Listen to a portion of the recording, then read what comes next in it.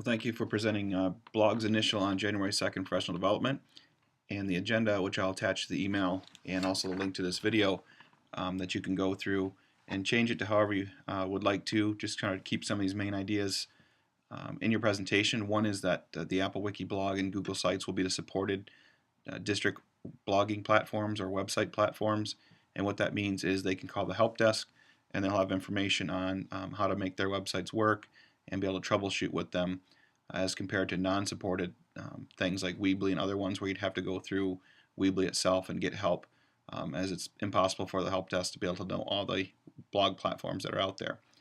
But also let them know that they can choose any service they like, just that these two will be what the district can support, and also they can do some coding to make the videos work and other media work. So that's not just the help desk portion, but when we switch to browsers and different things, the tech office can update the Apple Wiki blog to work with the new Safari or new Firefox.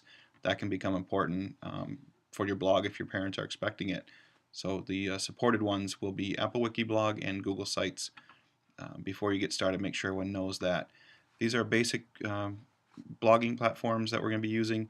These people in your session will not have probably started a blog yet. So there's three main ones in each session: the Apple Wiki blog, EduBlogs, and Google Sites. And we'll have each session start with the Apple Wiki blog person, reinstating it's a supported website. They'll have about 10 minutes to basically show your favorite features of it, show how you use your blog, what features do you use, how do you communicate to your parents best, do you use a blog, do you just post your newsletters on there, let them know what you're doing currently. And then just a very quick how to sign in and get started, how to edit your page simply, and just do a quick media upload, because that's what a lot of people use these for, is videos and pictures to send to parents. And if we can compare these, then by the end of the half hour, these people in a session can pick a blogging platform that they're going to fit their needs the best, based on what person next to them is using, their colleague, what one their building supports and has a lot of support for, or if they're brand new, they'll probably go to one of the two supported systems. So I'll quickly go through the one that I've created, and as if you would going through this, the main benefits and features, and this is Google Sites. And one thing I like about Google Sites a lot is these tabs at the top and the sidebar, where I can control a lot more information than when I was using the Apple Wiki blog, which also has some other benefits. But I can have this drop-down menu to create multiple pages, but always have a home page for them to go back to with these tabs. So if they ever get lost, very easy to get back to the home page. The blogging feature of this, so it's a website plus a blog. So I have the blog show up on my first page. EdTech blog, easy grading was my last post. The post before that was ensuring school issued equipment. And then Tech Ambassadors, what they're all about. Now I also do have a blog page, which is the EdTech blog, but you can have the latest blog postings show up to 5 on the front home page, which I like to do, instead of having to hunt for the blog each time. Different things you can embed in here. I have a app request form for those with iPads, and I just embedded the Google form right here on the page, and it looks very nice, and it goes right to my Google form for people who are requesting apps from me. The neat feature is this countdown timer for different tests you have coming up. You can communicate here, set the date, and it automatically updates how many days until something important or money's due. Very helpful for elementaries when they have fundraisers and different money stuff coming in all the time. One of the downfalls of this site, I always like to share what the downfall is. Getting this banner to get just right with the images does take some trial and error. It's not simple to do that if you want to add any more graphics up here.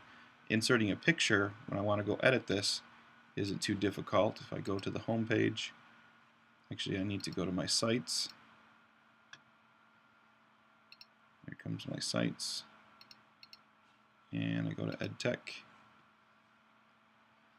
and now it shows me as an editor. So at the top here, I always have to hit the edit function, and now this becomes editable with my banner, my sidebar, and my main blogging area, which I could edit the text in here just by clicking, changing the format up here along this bar.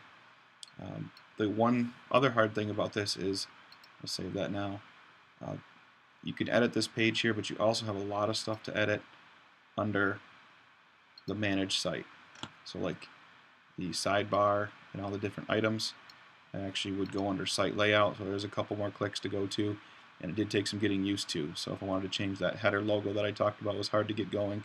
Here, that navigation bar where all those tabs were are on here, and it's not as intuitive as some others.